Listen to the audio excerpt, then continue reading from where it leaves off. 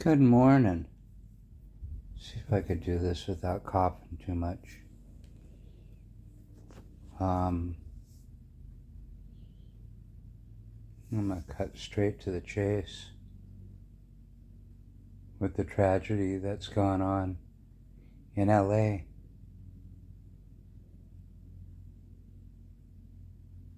You know, we saw it a while back in Hawaii, how weather and intentional or not, a fire can totally change the landscape of everything, of lives, of topography, and it doesn't take rocket science to see it when it happens. You build back up on that in better ways. Much like an earthquake, you build earthquake resistant buildings, you know.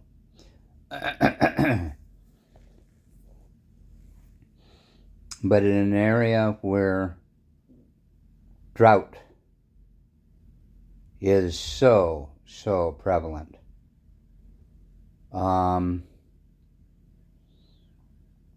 you know, in an area where I don't care how much money or how big of houses there is, with the situational drought that they get, nature will reclaim its own. We have to learn to live with nature. We have to learn to live with those places that we want to live into. And if you want to live there, you have to have some assembly of a brain. I don't care how much money you have. Just because you got a lot of money doesn't mean that that you can build out past a beach. Okay? You're putting yourself at the mercy of the sea when you build out past a shoreline. Okay? You're no longer attached to the earth. That sea will claim you. If you're going to live in a canyon, okay, understand it's not always easy getting to you, emergency or otherwise. And so you're going to find out that when natural things happen, that you better have made preparations to deal with that too. It doesn't take rocket science. It just takes a little bit of forethought.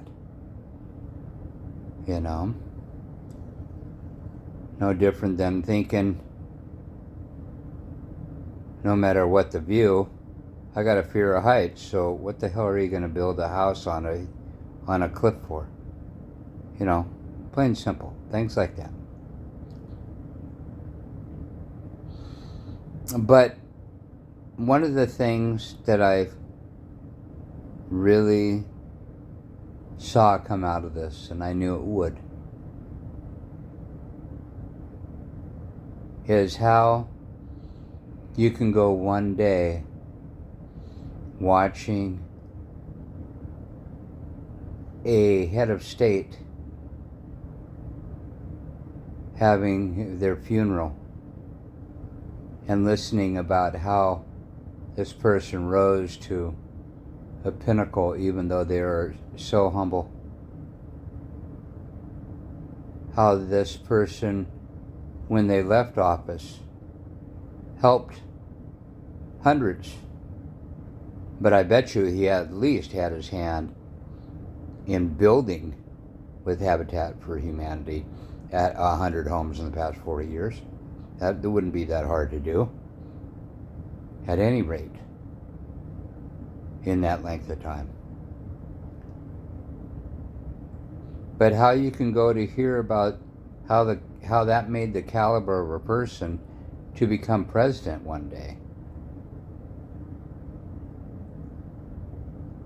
And then have a person attending there, another president, the following day,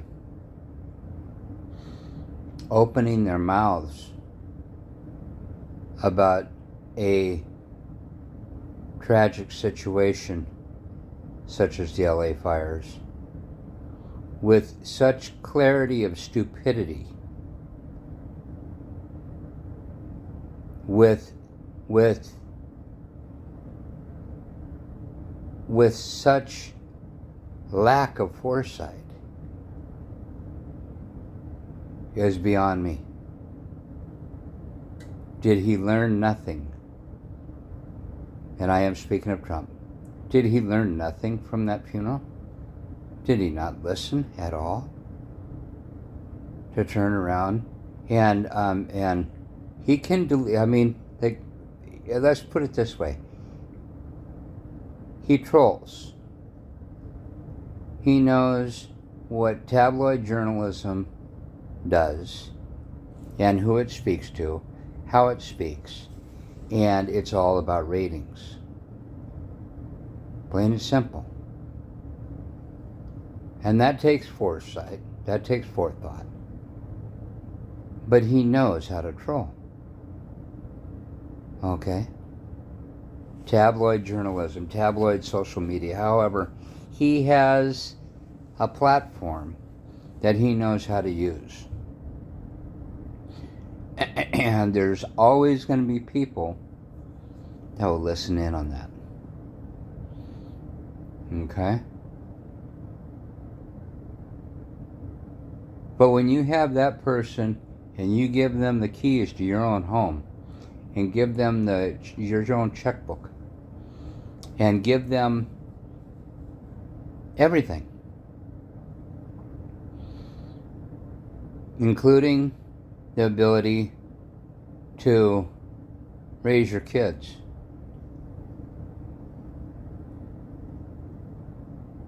when you give that person such a power to run a country,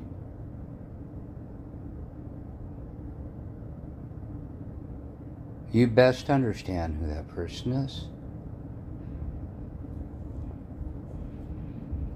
But when they come off with the things that they say, you best understand why they're saying it. Okay?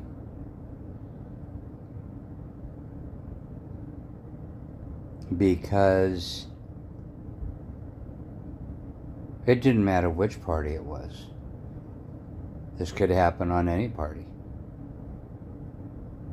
We just happened to fall into a year that one president was smart enough to get out and say, you know what, I'm old. I'll be honest. It's okay to say that. Difficult, but it's okay to say that. You know?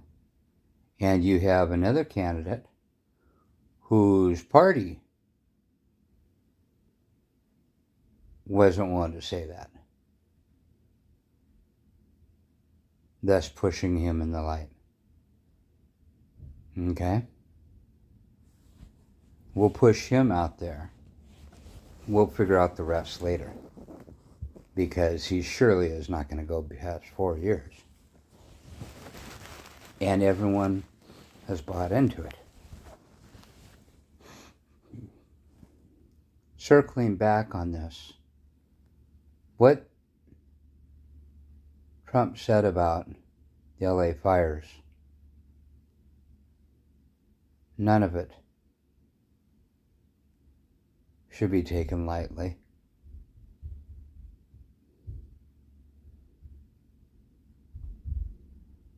And I mean to understand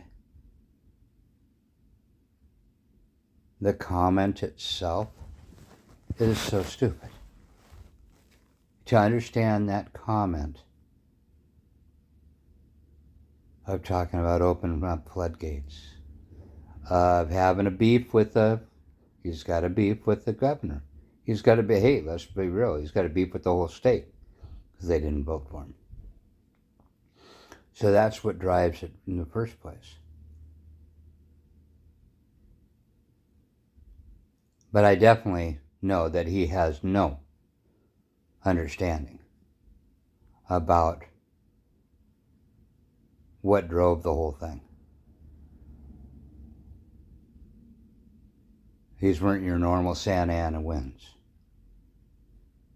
And to have those forces of winds drive up so hard in a time when you had fires everywhere, in a time of drought on top of it, it was going to happen. You know, kind of like what we were saying about Hawaii. It happened fast. No matter how it started, it happened fast. It's still going on in LA. But let's get real about what made the perfect storm a perfect storm. First, don't fall into what some troll says their thoughts are about things or how it should be. They're still the troll. Clueless about building in that kind of an area. Clueless about the elements that brought this on. And I kind of lump all this together because it's funny that it lumped all together. President Carter, who died and worked so hard for Habitat for Humanity as a hobby, mind you, to help others.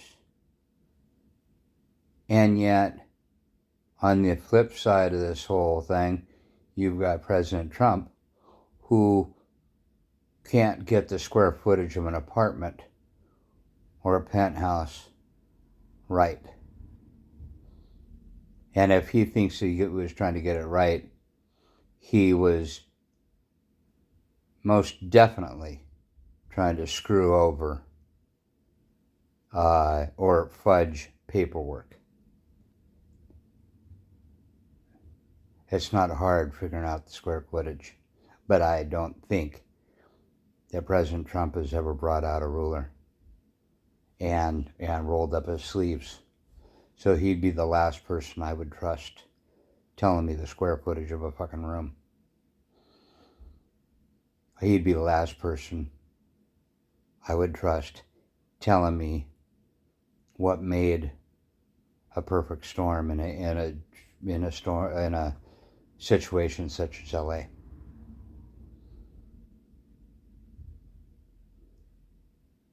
That's just kind of what I had to say. It's just plain and simple. And yet, we've got tabloid journalism, tabloid social media out there that will say everything under the sun and people believe it. National Geographic used to sit right there as your checkout and telling us who are the aliens among us, telling us stories so sensational. And it was there for a reason. Okay? Because chances are, if it was sitting in the middle of the aisle, you would not have read it. But there again, it was tabloid journalism. Not to be taken totally for real. And until we understand this scenario that we've gotten ourselves into, you already have a whole host of people that don't believe that any of that's true. It's textbook. It's actually textbook. Tabloid journalism 101 of what to do to drive something like that. And he knows it.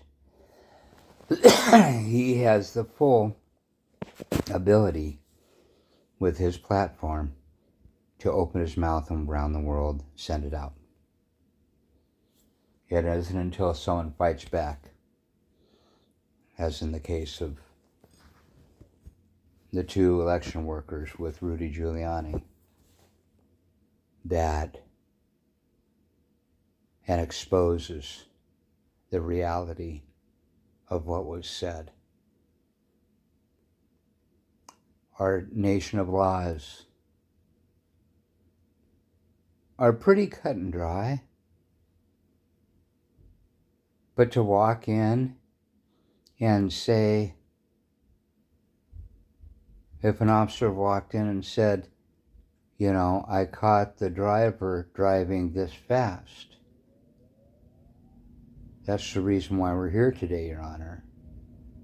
And he didn't have the proof.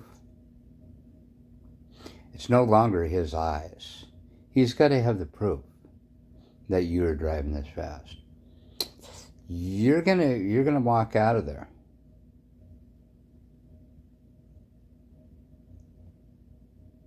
The evidence shows everything. Okay? And to sensationalize, to flat out lie, can be exposed too. And this is the road that we've gone down. And until someone starts turning that back around the other way, I just fear, because I look at the situation and I'm really not seeing anybody doing that. I see truth, and I see the court system's trying, but there's a lot of people fighting it tooth and nail as well.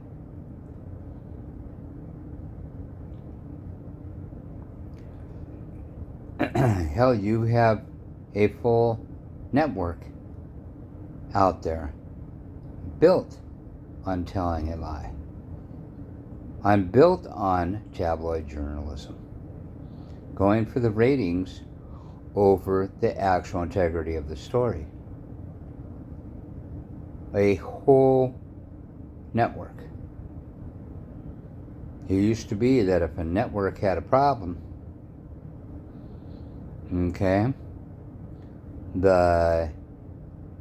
and with a lie or something like that, they called it out.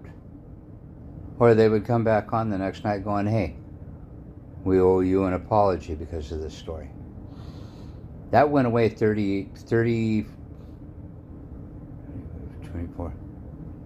That went away about 30 years ago.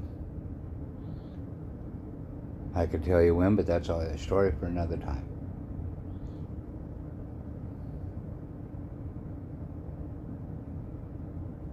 Use your eyes. I mean, seriously, use your eyes. And use your ears.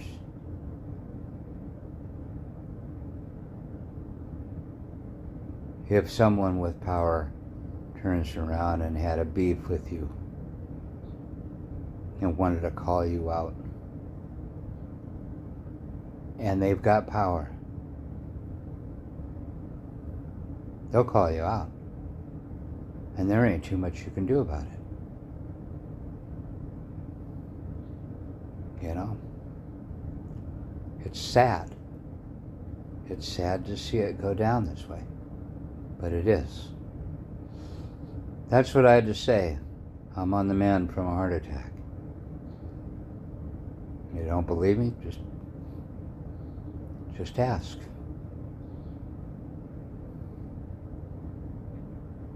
Got the paperwork and the pain to prove it.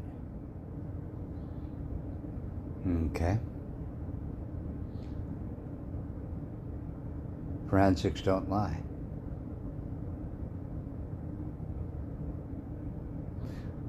But I also still carry nothing but love for this country and for everyone. And I wish you the best of 2025.